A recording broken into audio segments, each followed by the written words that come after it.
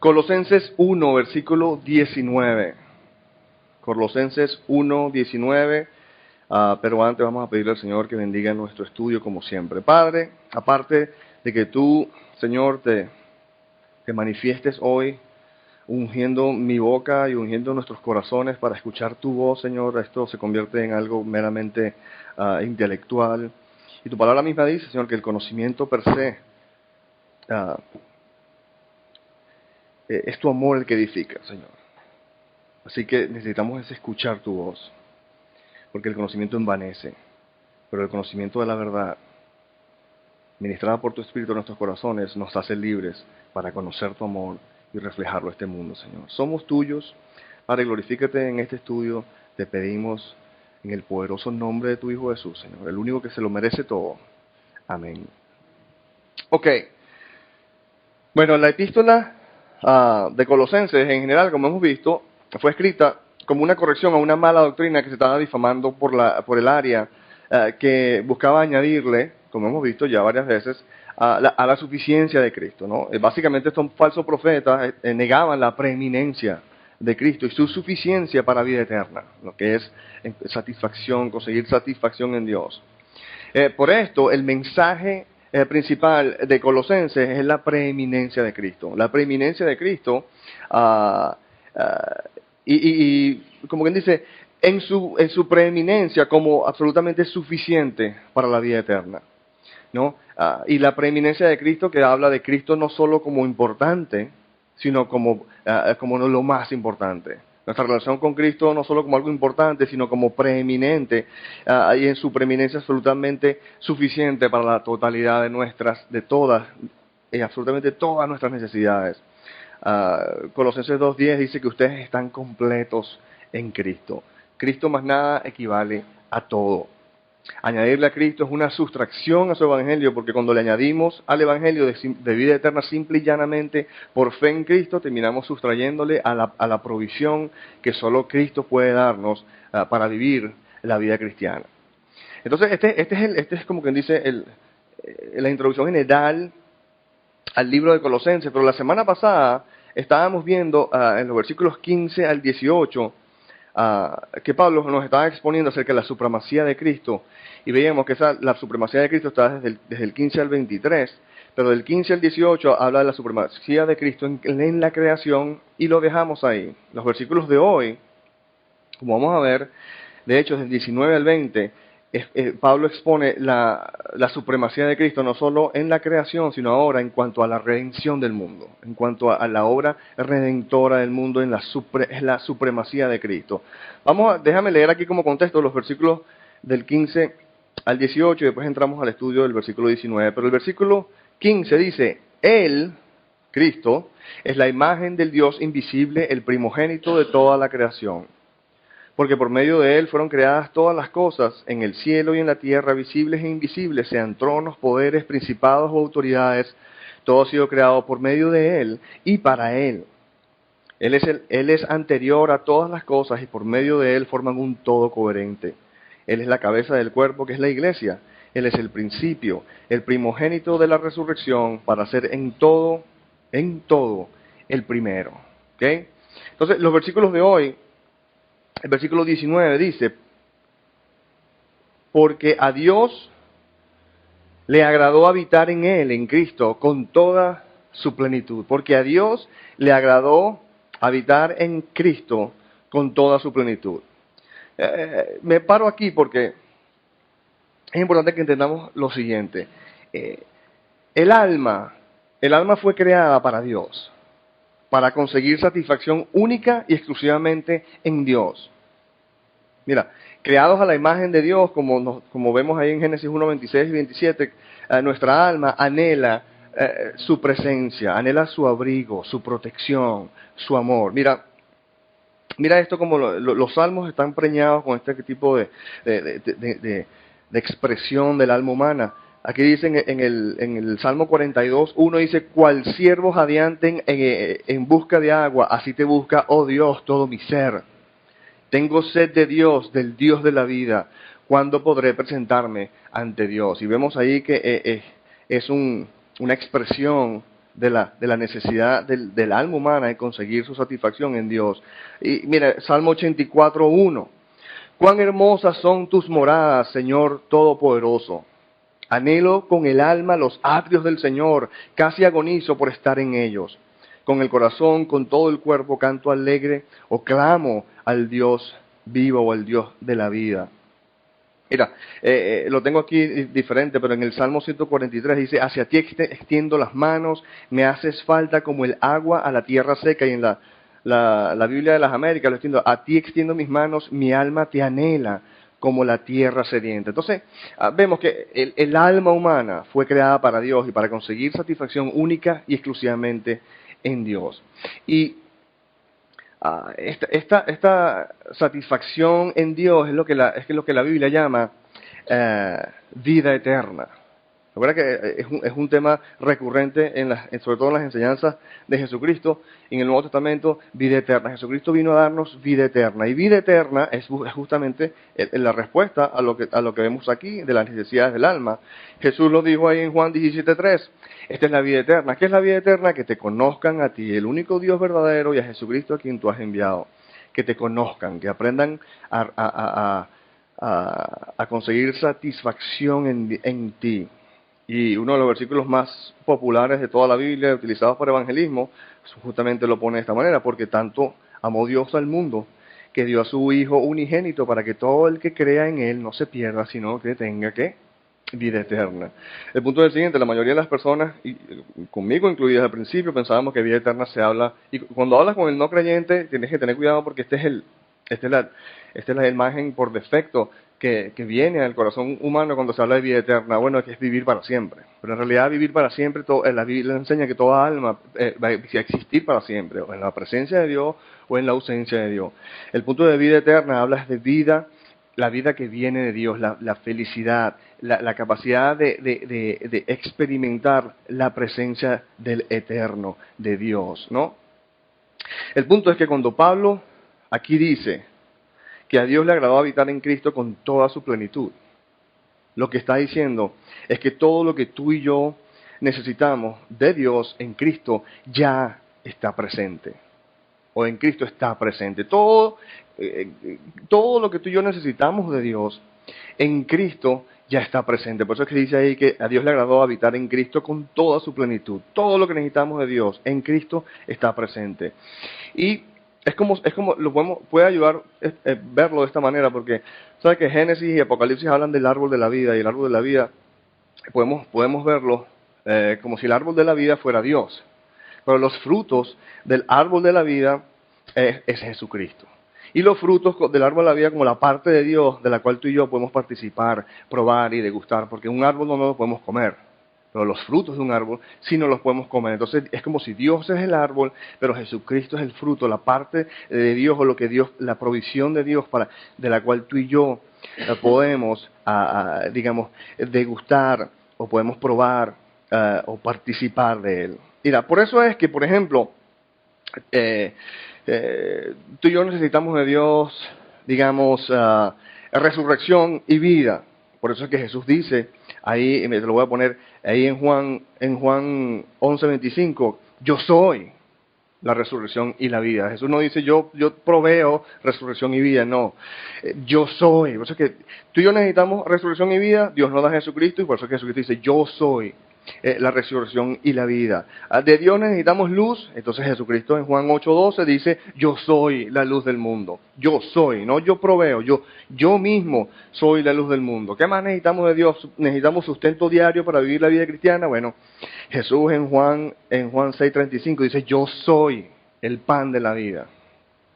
¿Ves que no es yo proveo pan de vida? Yo mismo, yo soy el pan de la vida. Y mira, y por eso es que Dios dice en 2 Corintios 1:20 que todas las promesas que Dios ha hecho son sí en Cristo. Es decir, todo lo que Dios le ha prometido a la humanidad está incluido en Cristo.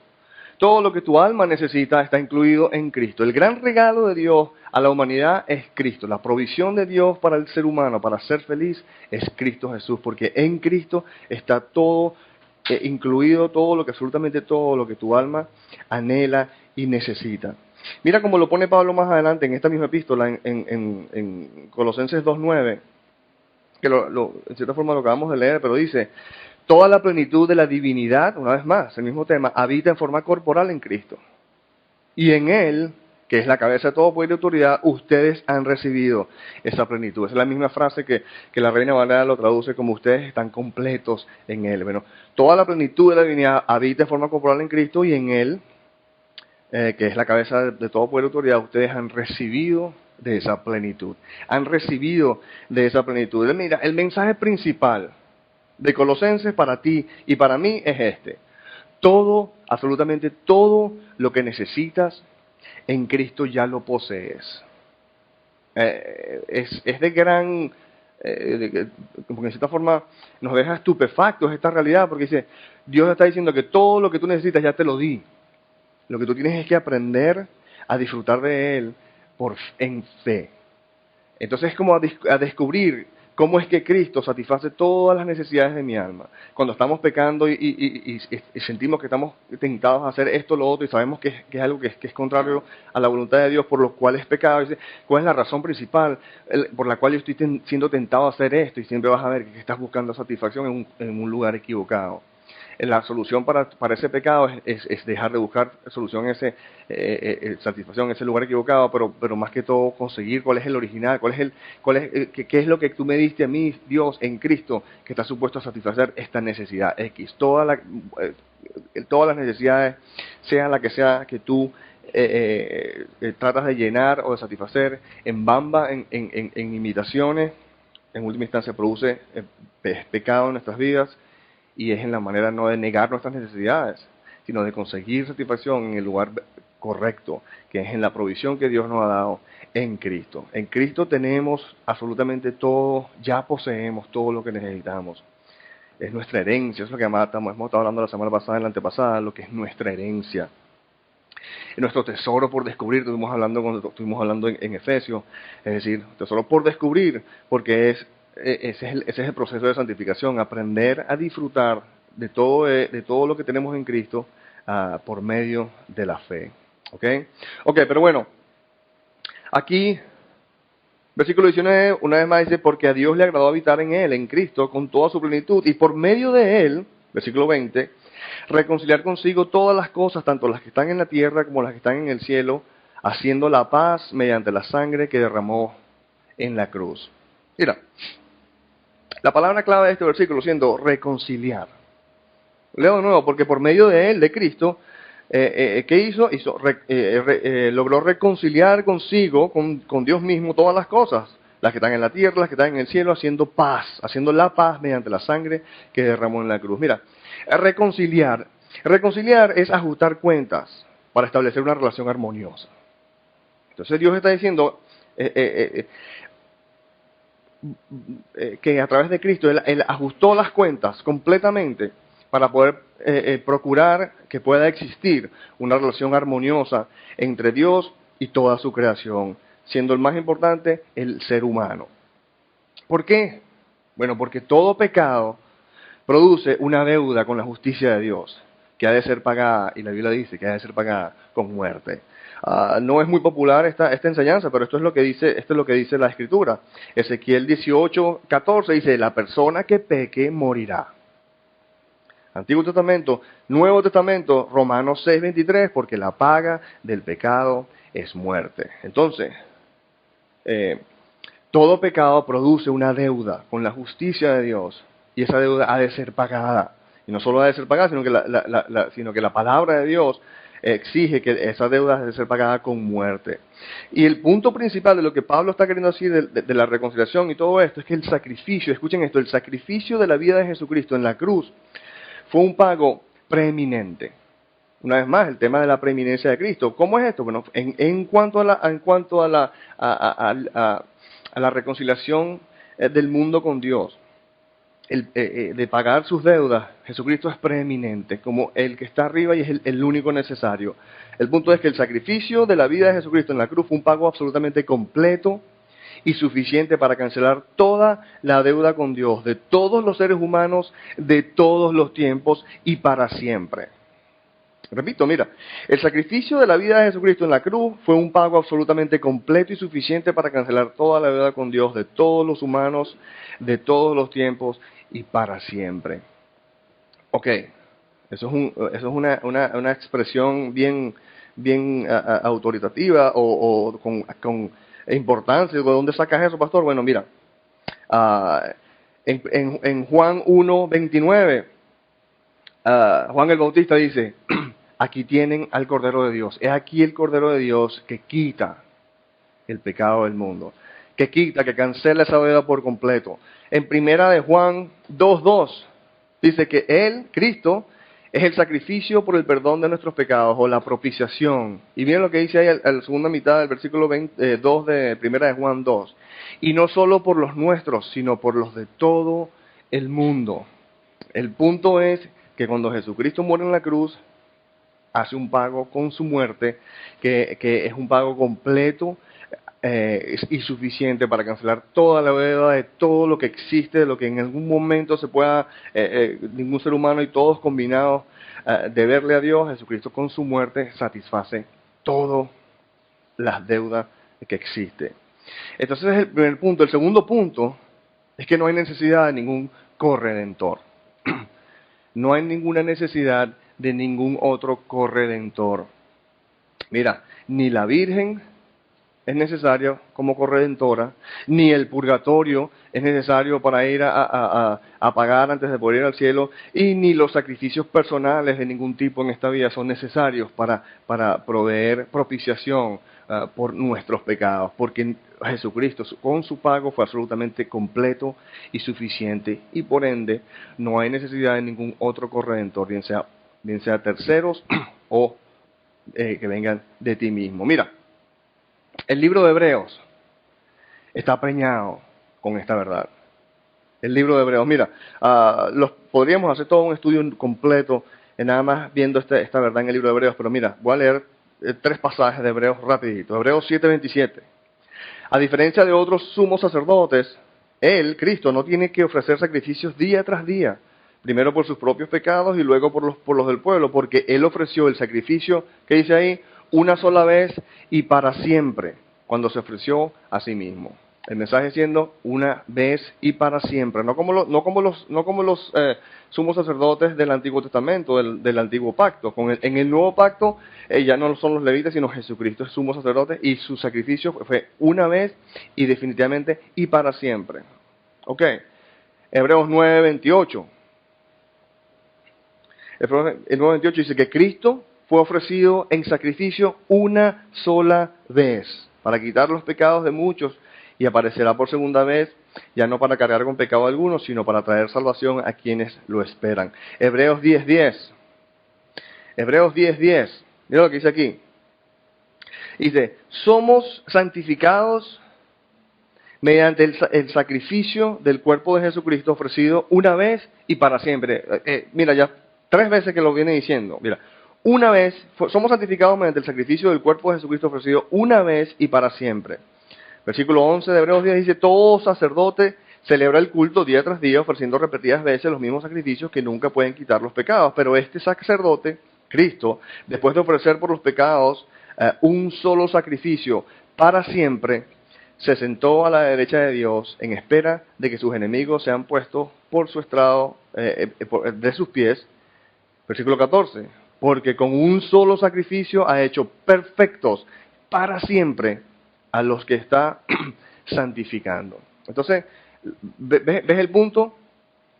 El que hemos venido diciendo. El pago de Jesucristo fue uno, nada más se necesita una vez, porque el pago de su sangre en la cruz derramada por nosotros es un pago que paga absolutamente por completo y es absolutamente suficiente para cancelar la deuda de todo ser humano, de todos los tiempos y para siempre. No solo los de la iglesia, sino que primera de Juan 2:2 nos dice que es el pago del pecado de todo el mundo. Entonces tú dirás, bueno, ¿cómo es esto? Sí, Cristo pagó por todo. El sacrificio de Jesucristo en la cruz es suficiente. Tenemos paz con Dios única y exclusivamente gracias a Jesucristo. Y podemos experimentar la paz de Dios única y exclusivamente por fe en Jesucristo. Repito, tenemos paz con Dios única y exclusivamente por Jesucristo y podemos experimentar la paz de Dios única y exclusivamente por fe en Jesucristo. ¿Okay? Entonces vemos que Jesucristo no necesita ningún corredentor, Jesucristo no necesita ninguna ayuda de ningún nadie. Él solito en la cruz paga por completo y no hay necesidad de ningún otro corredentor. Jesucristo es preeminente y único en la redención del mundo. ¿Ok? Digamos que esa es la primera parte del pasaje que vamos a estar viendo hoy. Pero aquí lo llamé la segunda parte porque vamos a estar estudiando el versículo 21 al 23 ahora, que Pablo sigue en su enseñanza, porque Pablo pasa ahorita a exponer en forma concisa el Evangelio, la buena noticia de Jesucristo, el Evangelio. Sí, la buena noticia de Jesucristo, pero pastor, eso es como que el ABC del cristianismo, ciertamente, pero mira, esto es un tema donde hay bastante y harta confusión y siempre es positivo verlo plasmado en las Escrituras de una forma clara y concisa. Mira, la segunda mitad del versículo 23, Pablo mismo nos dice que después de expresar tres ideas en los versículos 21 al 23, miren lo que dice, este es el Evangelio. Entonces Pablo nos dice, ¿cuál es el Evangelio? Acorde a la Biblia, no acorde a lo que dice un pastor, lo dice un cura, lo que dice que... No, acorde a la Biblia, ¿cuál es el Evangelio? Mira, Pablo dice, después de expresar lo que es el Evangelio que lo vamos a estar estudiando ahorita, dice, este es el Evangelio que ustedes oyeron y que ha sido proclamado por toda la creación debajo del cielo y del que yo, Pablo, ha llegado a ser servidor. Entonces vamos a estar estudiando los versículos 21 al 23, donde está claramente expresado el Evangelio, y la Biblia dice, este es el Evangelio. Así que vale la pena, si queremos entender bíblicamente lo que es el Evangelio, vale la pena que entonces prestemos atención. Porque el punto es este. Y te pregunto, ¿conoces tú el Evangelio de Jesucristo acorde a la Biblia? ¿O nada más conoces el Evangelio de Jesucristo acorde al pastor que yo siempre he ido, o la denominación donde yo he ido, qué sé yo? El punto es, mira, ¿podrías tú articular con palabras sencillas el Evangelio de Jesucristo a otra persona, acorde a la Biblia? Mira, después de todo, escucha esto, después de todo nosotros estamos comandados a poder hacerlo, a estar preparados para hacerlo. Mira, primera de Pedro 15 dice, estén siempre preparados para responder a todo el que le pida razón de la esperanza que hay en ustedes, nos dice el Señor a través de Pedro, en primera de Pedro 3:15. Estén siempre preparados para responder a todo el que les pida razón de la esperanza que hay en ustedes. Y esto no es Pedro diciendo, háganse unos eruditos de la palabra, ciertamente mientras más conozcas la palabra mejor, pero por lo menos tienes que saber dar una respuesta de por qué, de la esperanza, de la seguridad que hay en tu vida de que el cielo, de que tú vas a ir al cielo porque sí, ¿no? Entonces, vamos a ver qué es lo que dice Pablo aquí. Dice, y quiero que veamos una cosa, porque ayuda a prepararse mentalmente el esquema para ver cómo Pablo nos presenta el Evangelio. Aquí Pablo nos presenta el Evangelio en tres partes, y vamos a ver que hay tres versículos, 21, 22 y la primera mitad del 23, donde Pablo nos presenta primero el problema, después nos presenta la solución y al final nos da una condición. Entonces tenemos el problema, la solución y una condición. En el versículo 21 empezamos con el problema. ¿Cuál es el problema? Bueno, aquí dice, y aquí Pablo está hablando en el tiempo, le está hablando a gente que ya están salvas, por lo cual les habla en tiempo pasado. Pero le dice, en otro tiempo ustedes, por su actitud y sus malas acciones, estaban alejados de Dios y eran sus enemigos. ¿Vamos? Sí, mira, aquí versículo 21. Gente que ya están salvas, y esto es su condición pasada, pero podemos decir que todo ser humano nace con esta condición. En otro tiempo ustedes, por su actitud y sus malas acciones, estaban alejados de Dios y eran sus enemigos. Primero que nada, alejados de Dios. ¿No?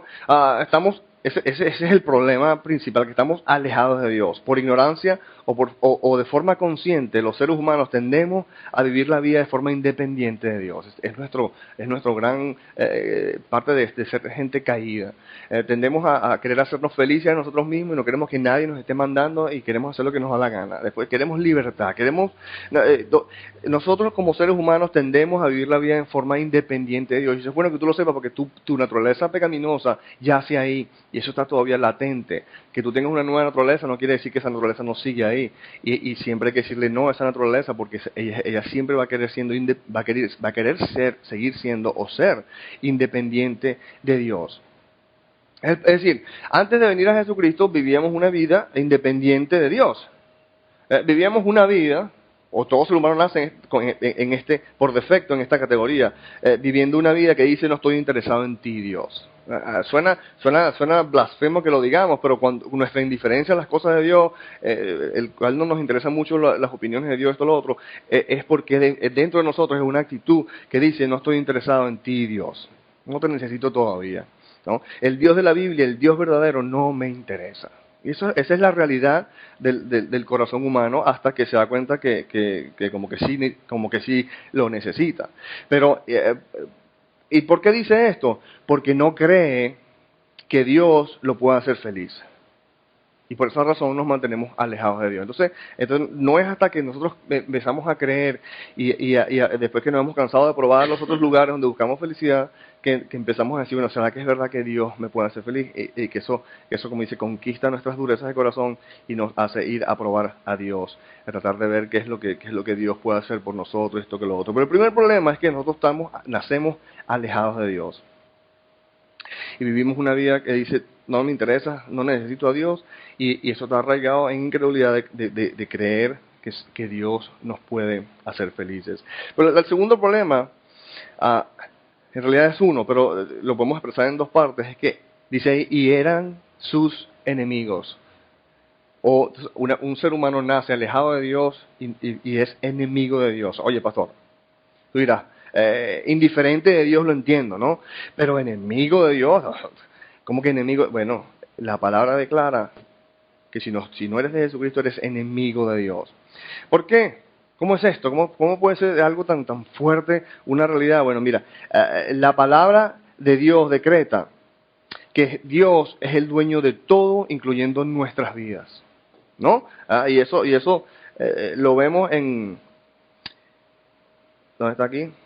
En Ezequiel 18, que un versículo ya vimos, pero la segunda parte dice, sepan que todas las vidas me pertenecen, dice Dios ahí en Ezequiel 18:4. Sepan que todas las vidas me pertenecen. Es más, el Salmo 24 dice, del Señor es la tierra y todo cuanto hay en ella, el mundo y cuantos lo habitan.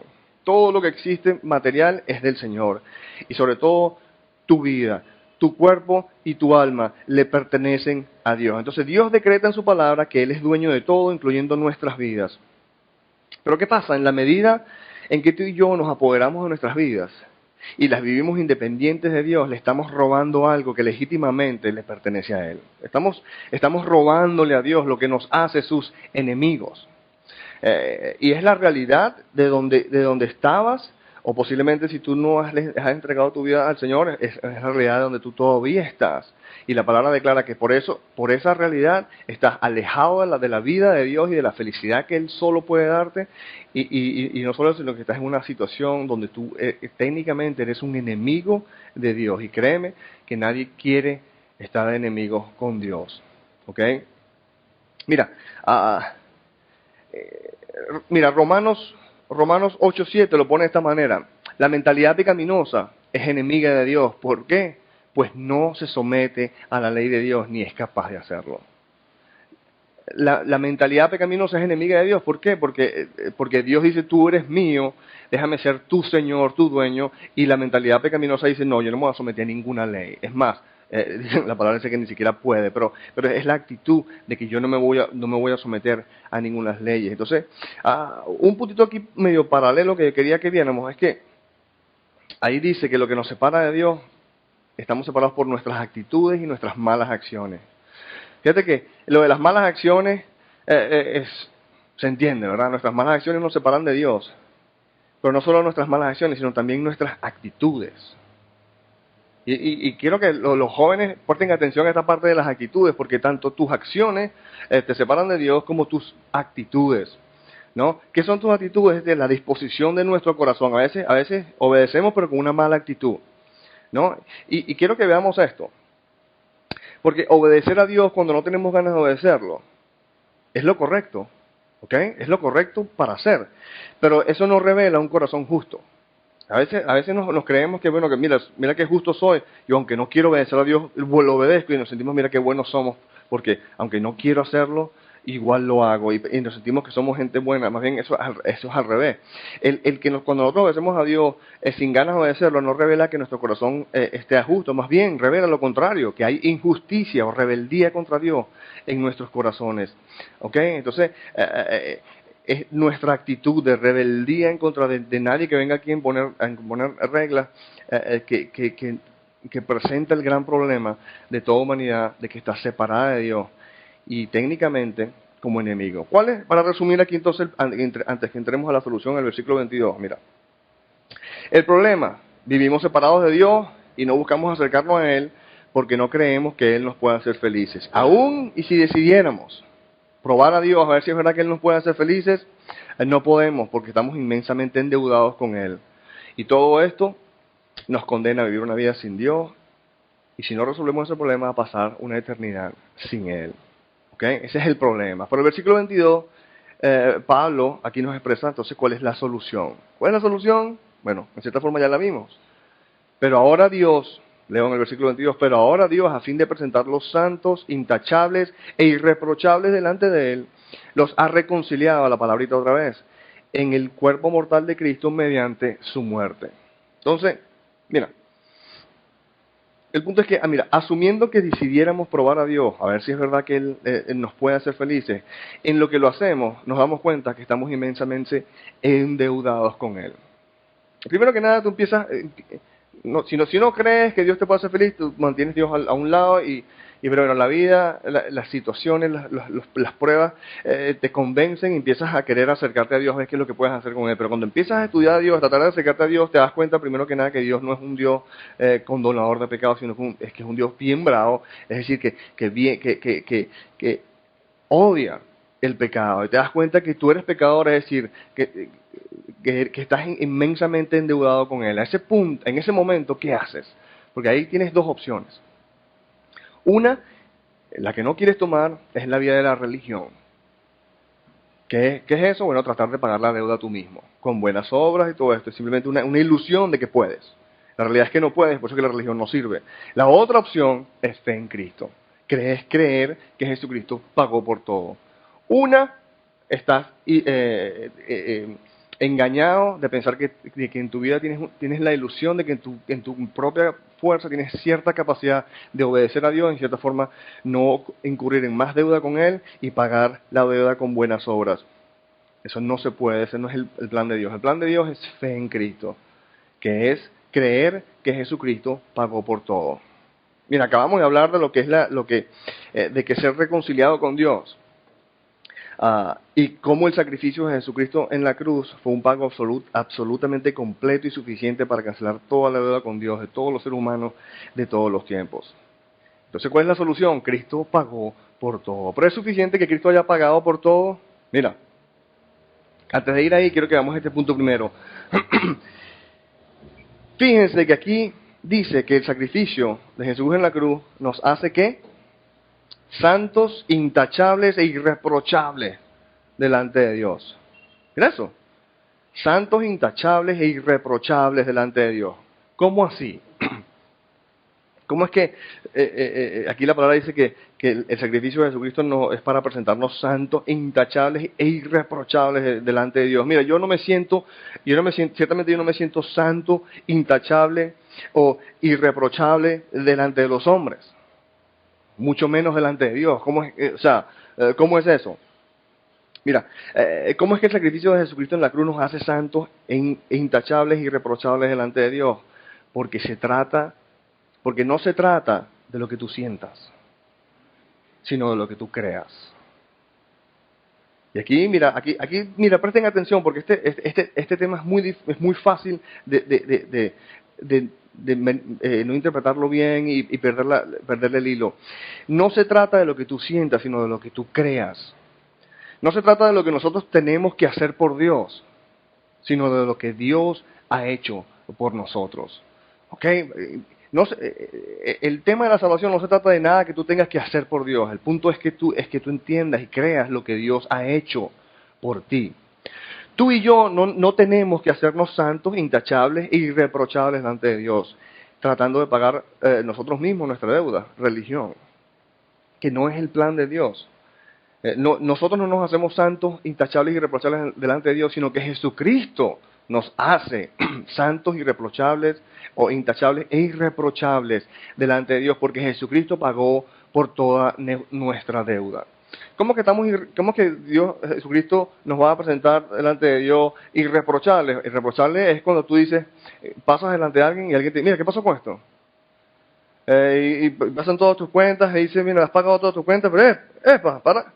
Hace 7 años no pagaste la cuenta del teléfono y aquí está todavía, mira esta cuenta, ¿qué pasó? No, estás reprochable. El punto de ser irreprochable, pasas por delante de Dios y el escrutinio de la inmensidad de la lista de tus pecados y todo dice, chac, chac, todo dice cancelado, cancelado, cancelado, cancelado y todo, mira, irreprochable, no hay nada. En la lista de Arturo no hay nada.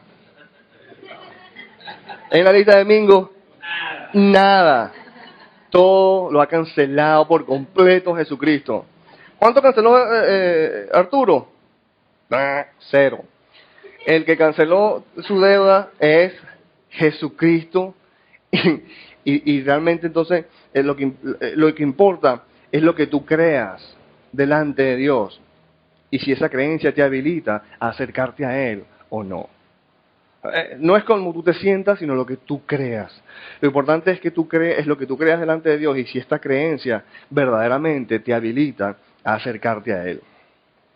Mira, el punto es que Dios dice que el sacrificio de su Hijo Jesucristo en la cruz te hace santo, intachable e irreprochable delante de Él.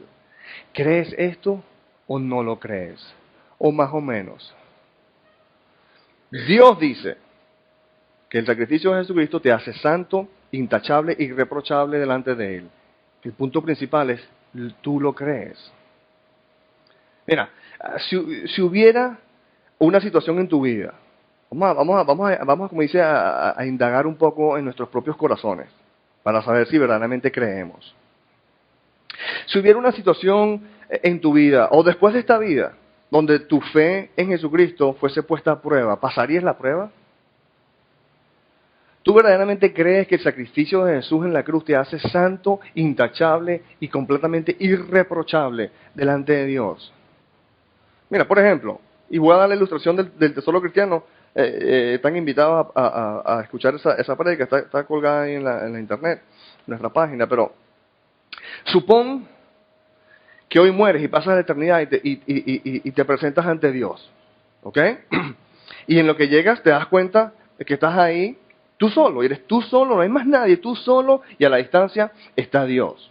Pero resulta que Dios no es un viejito de barba amable que te recibe, no, sino que el Dios de la Biblia es un ser extremadamente asombroso y majestuoso que habita en luz inaccesible, 1 Timoteo 6:16. Y en todo el sentido de la palabra es un fuego consumidor, Hebreos 12:21. Y te presentas ahí, está Dios, en todo su fuego consumidor y su extremadamente asombroso, majestuoso y una luz inaccesible. Y tú sabes que sería terrible caer en las manos del fuego consumidor de Dios. Y sin embargo tú sabes que es imperativo que vayas a Él. Entonces ese momento es el momento de la verdad. Vamos a ver si verdad tienes fe en Jesucristo. ¿Qué harías? ¿Retrocederías? ¿Te achicopalarías en miedo? Que lo que está diciendo es que verdaderamente no crees que la sangre de Cristo te va a proteger de la ira de Dios. ¿Y qué haces? No te atreves a ir a Él y te pierdes. O, con todo el temor santo que existe de presentarse delante de Dios y de repente que se baje el telón y todo y veamos a Dios verdaderamente con todo su esplendor y todo el fuego consumidor, ¿es tu fe en Cristo capaz de hacerte tan atrevido de ir en dirección a ese fuego consumidor y ser salvo? Y verdaderamente darte cuenta que verdaderamente la sangre de Jesucristo, gracias a la sangre de Jesucristo, la ira de Dios no te toca y puedes disfrutar de su amor y del cielo y de todo el cielo, porque a veces no me gusta ni hablar del cielo porque hemos convertido el cielo como en un parque de diversiones donde El cielo no es cielo si Dios no está ahí, ¿ok? El punto es poder disfrutar de Dios, nuestra herencia. Entonces, ah, la pregunta es, entonces, ¿crees tú verdaderamente que el sacrificio de Jesucristo en la cruz te hace santo, intachable e irreprochable delante de Dios o no? Ese es la gran disyuntiva, ese es el gran tema, y esa es la verdadera salvación. ¿Tienes tu fe de salvación para acercarte al Dios de la Biblia, sí o no? No es que si oraste una oración y recibiste a Jesús en tu corazón y escribieron tu nombre en el libro de la vida y todas estas cosas que son bíblicas, pero que realmente, ¿qué significan realmente después de todo? Lo importante es que Dios envió a su Hijo Jesucristo a pagar todo el precio de tu pecado. Dios no cambia, Dios todavía odia el pecado, pero Él dice que el sacrificio de Jesús pagó por todo. Y si tú lo crees, entonces te vas a atrever a ir en su dirección. Si no lo crees, no tienes verdadera fe de salvación, entonces te pierdes. Y de paso, la Biblia no dice que va a ser así. Yo siempre doy esta ilustración para indagar un poco, a enseñar a indagar un poco en nuestros corazones si tenemos y si hay ahí verdadera fe de salvación. La Biblia no dice que va a ser así, sin embargo, me parece una ilustración bien acertada que te ayuda a discernir si hay fe de salvación en tu corazón o no. Y si no la hay, tienes que buscarla. ¿Ok? ¿Qué hemos visto entonces hasta ahora? Mira, el problema que vivimos separados de Dios y no buscamos acercarnos a Él porque no creemos que Él pueda hacernos felices. Cuando decidimos probar a Dios, a ver si es verdad que Él verdaderamente nos puede hacer felices, vemos que no podemos porque estamos inmensamente endeudados con Él, lo cual nos condena nos condena a vivir una vida sin Dios y a pasar la eternidad sin Él. La solución, escucha esto, la solución que hemos visto es que no solo Jesucristo pagó por todo, sino que tú y yo lo creamos. La salvación no es cuando Jesucristo paga, porque la palabra dice que Él pagó por todos ya. La salvación es cuando tú lo crees. Por eso es que la salvación es por fe. El problema es que estás separado de Dios y estás en deuda inmensamente con Dios. La solución es Cristo pagó por todo, por la verdadera solución, como vamos a ver aquí, por eso es que hay una condición. Y mira la condición ahí en el versículo 23. Con tal. Mira, esas son unas de las palabras que dan miedo en la Biblia. Es condicionales, con tal. ¿Con tal de qué? Con tal de que se mantengan firmes en la fe, bien cimentados y estables, sin abandonar la esperanza que ofrece el Evangelio. Esperanza. Mira, la palabra esperanza es la palabra, y lo puse aquí en inglés porque es como lo tengo de los Strongs, que están todas las palabras que están en el Antiguo y el Nuevo Testamento, en el Antiguo en hebreo y en el Nuevo en griego, y este es el Strong G1680, que es donde aparece la palabra elpis, que esa es la palabra original que está traducida aquí como esperanza, es elpis. Y esa palabra elpis, que es la palabra esperanza, es como, te dicen aquí, como es que expectativa o confianza, que está traducida en la versión del King James 54 veces como esperanza y una vez como fe. Pero esa palabra, la esperanza que tenemos, es también la confianza que tenemos. ¿Por qué esperanza? Cuando estuvimos estudiando ahí el versículo 5, vimos que esperanza es la expectativa confiada del bien que ha de venir.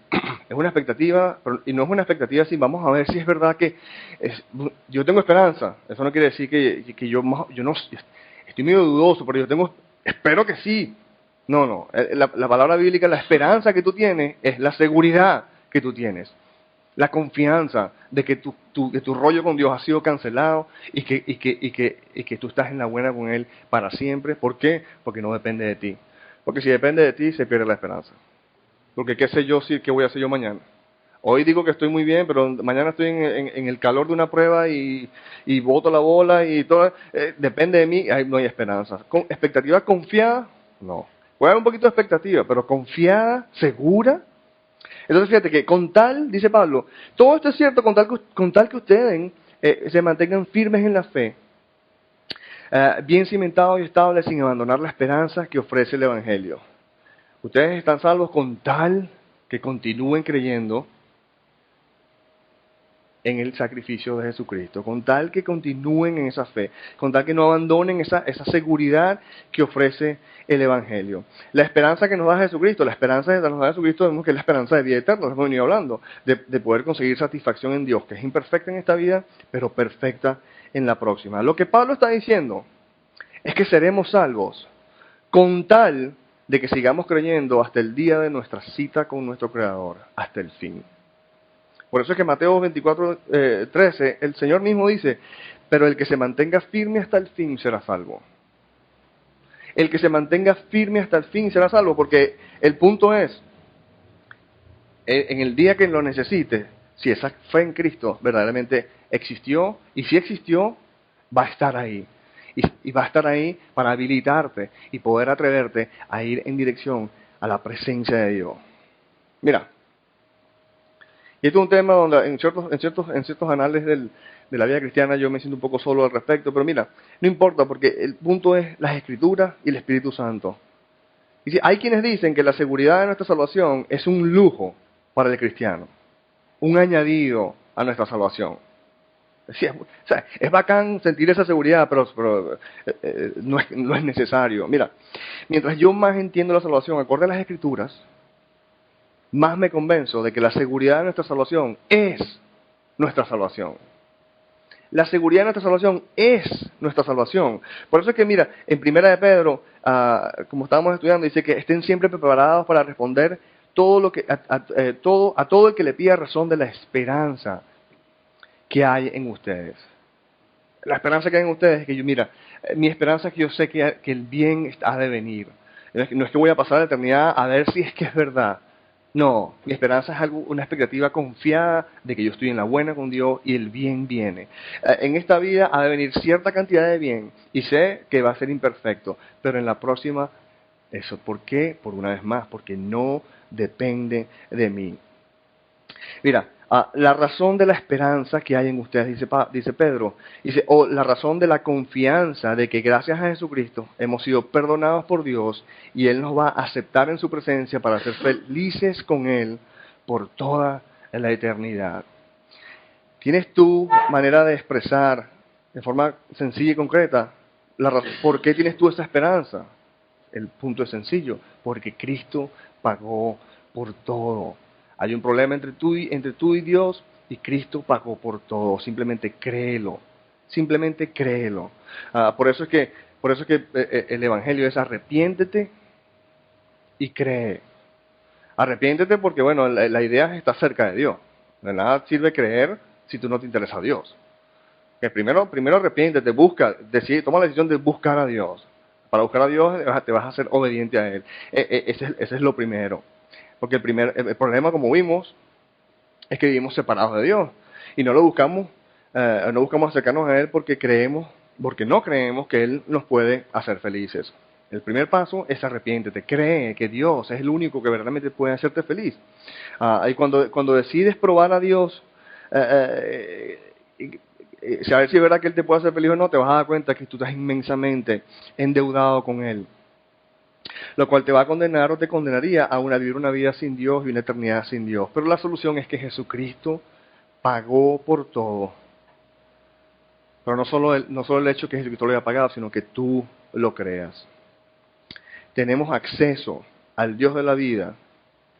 Estamos salvos con tal que creamos verdaderamente que el sacrificio de Jesucristo en la cruz nos hace santos, intachables y absolutamente irreprochables delante de Dios.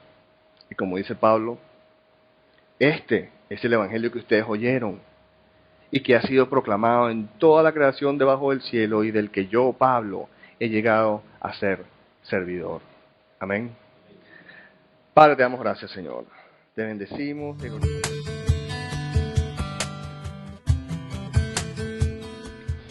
No queremos terminar nuestra enseñanza sin antes darte una oportunidad para entregar el control de tu vida a Jesucristo. No estoy hablando acerca de hacerte religioso o de afiliarte a alguna iglesia en particular. Estoy hablando acerca de conseguir verdadera vida, paz y gozo a través de una relación personal con el Señor Jesucristo. Si estás decidido, repite conmigo: Señor Jesucristo, me arrepiento de todos mis pecados. Te pido que entres en mi vida. Sé mi Señor y Salvador. Ahora que formalmente le has entregado tu vida a Jesucristo, entiende lo siguiente: Jesucristo guía a su pueblo a través de su palabra, la Biblia. Por lo que te exhorto vehementemente a congregarte en una iglesia donde se enseña la palabra de Dios, para que crezcas en la libertad que solo Jesucristo puede darte. Él mismo enseñó en Juan 8, 31 y 32 que los que se mantienen fieles a sus enseñanzas conocerán la verdad, y la verdad los hará libres. Que Dios te bendiga y recuerda: eres amado, eres amado, eres amado.